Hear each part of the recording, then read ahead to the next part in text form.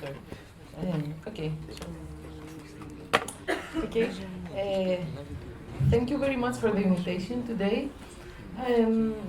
What I was thinking of discussing is, in a sense, about the changes that are happening on the ways migration is conceived and treated, always in relation to wider political, economic, and social regimes.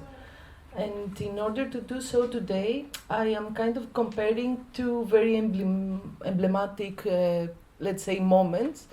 The last years. The first one is the summer of 2012, and the second one is the summer of 2015. And this is like the first part. And then what I was thinking is actually discussing the differences between these two periods, but also the continuities, the similarities of these two periods and how they are connected. And I will try, in a sense, to emphasize more on let's say, the ways we conceive migration, or we talk about migration, or we understand it, and furthermore, the ways we treat it. And in this sense, I will try to bring into light the multiple ways we encounter migrants or strangers, let's say. So, during the 2000s, Greece was in its golden decade, let's say.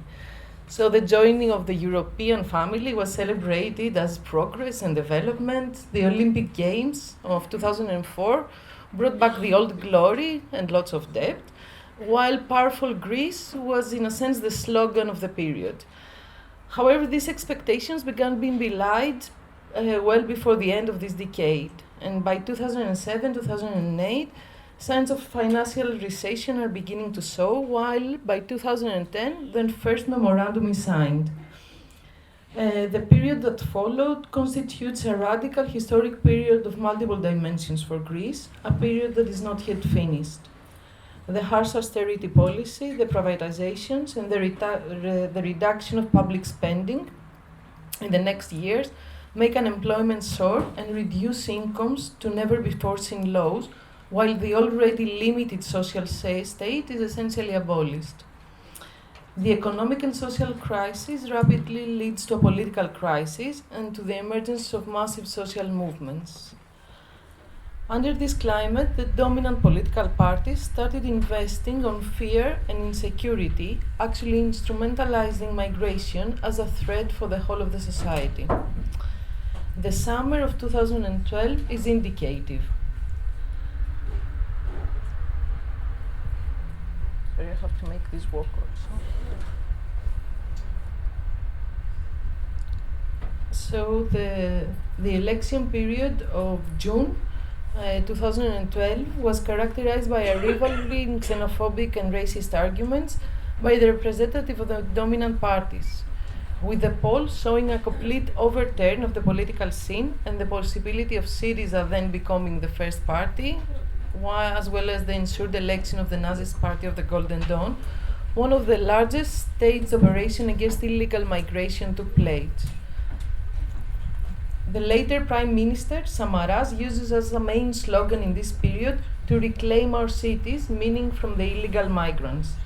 Loverdos, the Minister of Health and Social Solidarity, talks about a public health time bomb and arrests prostitutes, accusing them of transferring HIV in the heart of the Greek family. In August 2012, the Minister of Citizen Protection, Nikos Dendias, inaugurates a police operation with a promise to arrest all the illegals from the center of the city. The operation is cynically named Xenios Zeus, the ancient god of hospitality and protector of foreigners. The foreigners are really protected, with mass arrests and invasions in their stores, in their homes, and in public transportation. For the first 6 months, the results were impressive. 78,000 migrants were detained, 4,500 were arrested, and 525 houses were searched. The migrants who were arrested were actually due to be deported and are led to 4 new detention centers that the ministry opens within a single month, while under the new legislation imposed, migrants can be detained there for up to 18 months. In a sense, there is a very important qualitative difference between the previous years, and this difference is not only in the massive persecution of migrants, but also in the fact that this persecution was transferred into, let's say, a public a spectacle. So in this sense, during this period, we see all the mass media and the news, the coverages, filming live the arrests of migrants, the invasions in their houses, them being detained in different detention facilities.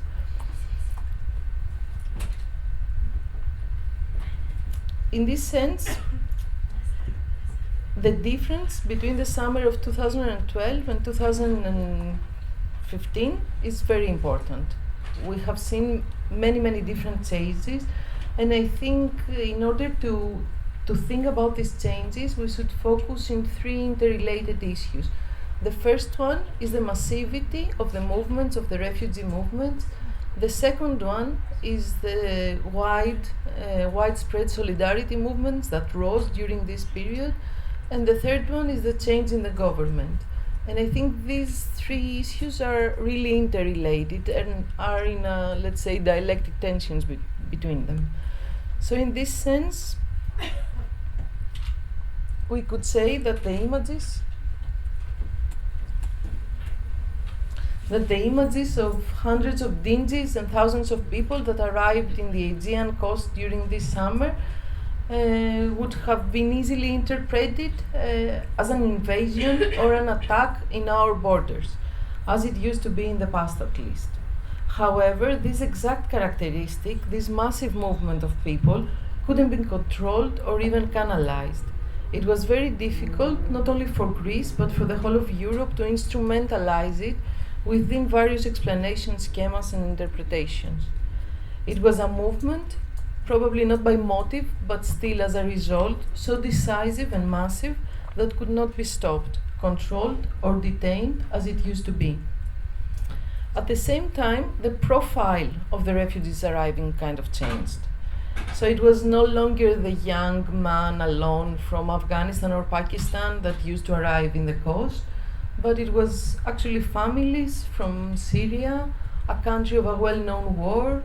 In this sense, the images of small children and of women that have left their houses, that were forced to leave their houses, is composing a portrait that is much more easy to be represented as a drama that we should accept with humanitarian terms rather than with repression.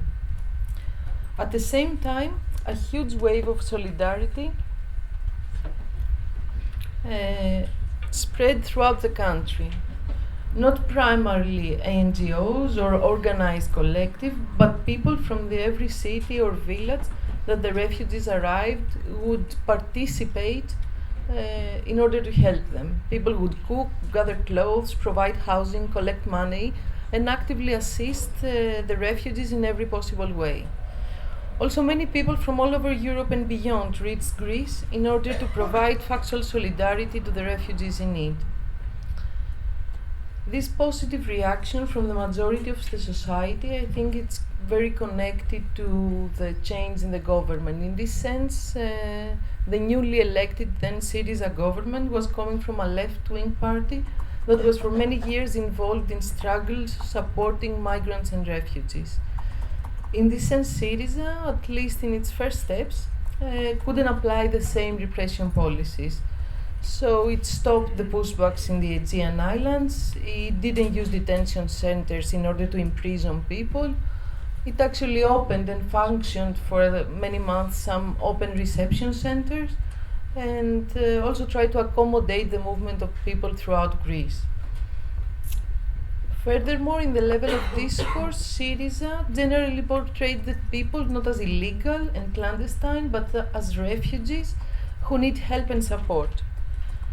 The mass media as well, following probably the hint of the government, also portrayed more or less, they created similar representations on what was called a refugee crisis.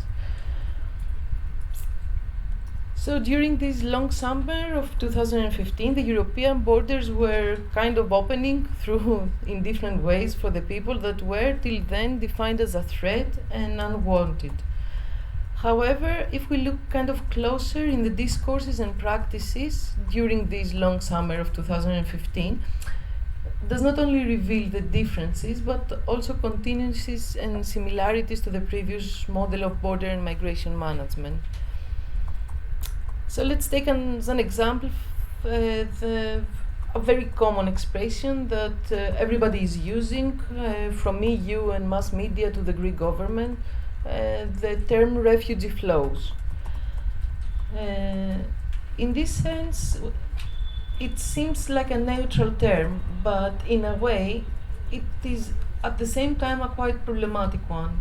Because, first of all, to identify some people as refugees and means at the same time that you identify some other people as migrants. And this is a very deep distinction that is made. And in this sense, it produces images of people who are deserving, the refugees, the ones who deserve protection, the ones who deserve assistance, legal coverage, the ones who have involuntarily fled their countries because of serious reasons, political reasons.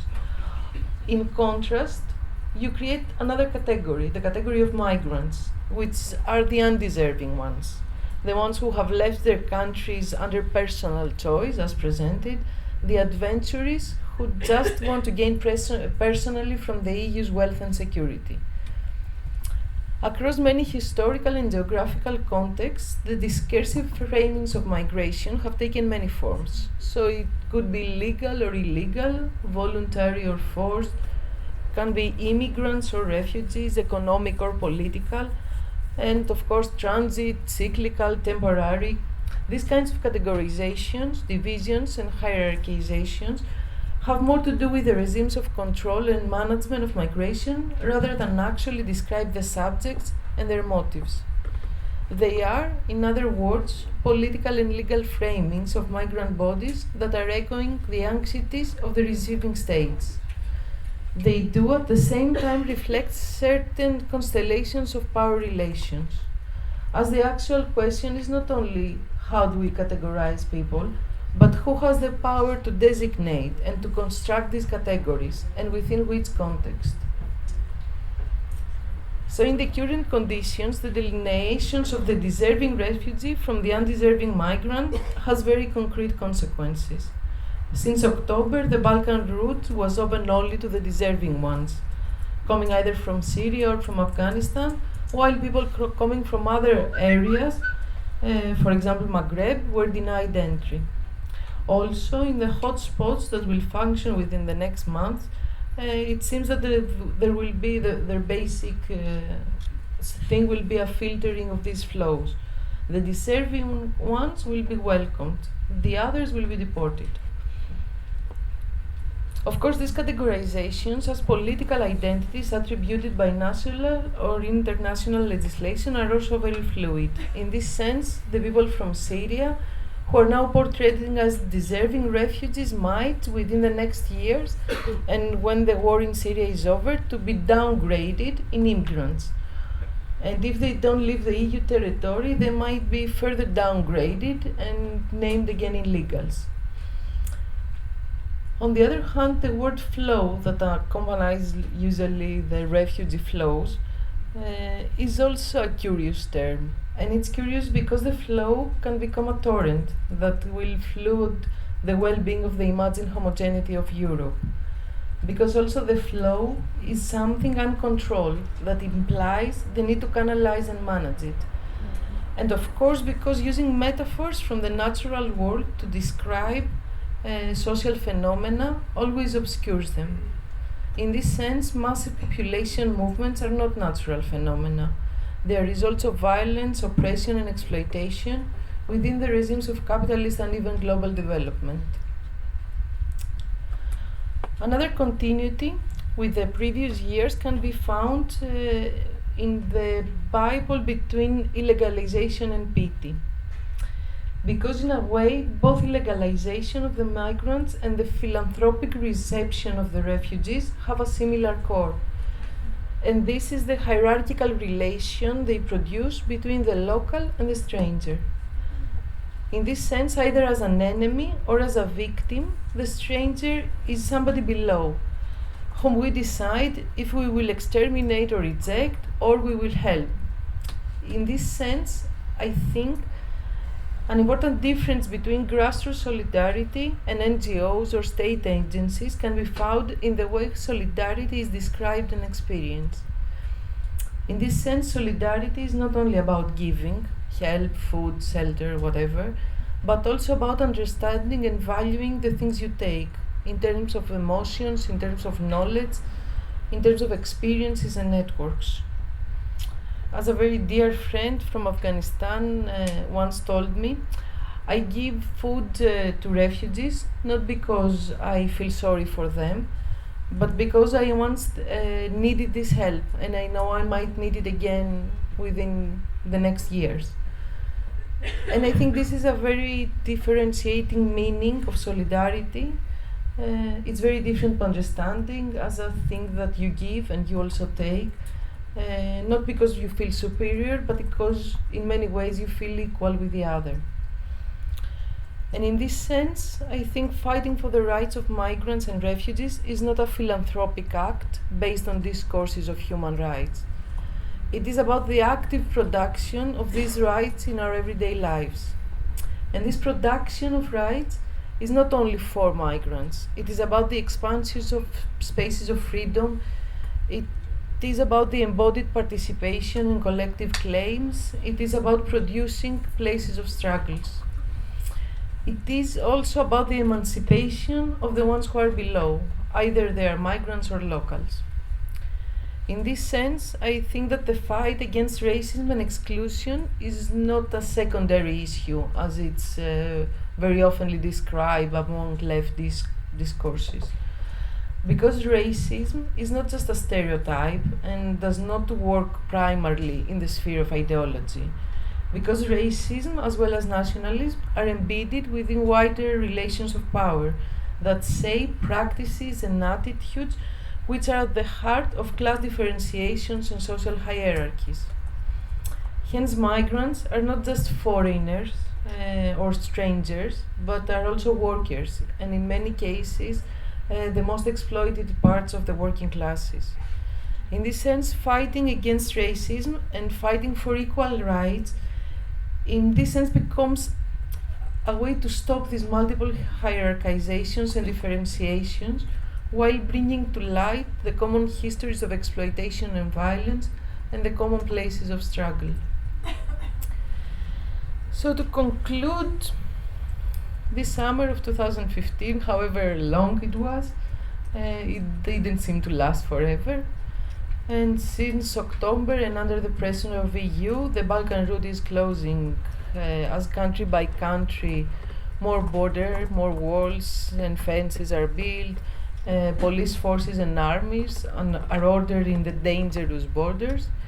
Turkey is kind of bribed to play the role of the European borders watchdog. And according to the latest news, we all know that Greece is once more not adjusting well to the EU imperatives and is not doing enough to protect the Schengen border. So it's one more threatened with expulsion, not from Eurozone this time, but from Schengen land. However, even the Schengen borders that were so carefully elaborated to be easily accessible to some and a fortress for others can be transformed in the light of multiple real or imaginary crises. But as I have tried to discuss, borders and migration are not isolated or natural phenomena, are not waves and flows, but are always embedded in wider regimes of economic, spatial, social, and political power relations. Relations made by people, thus relations that we can always challenge and subvert. Thank you.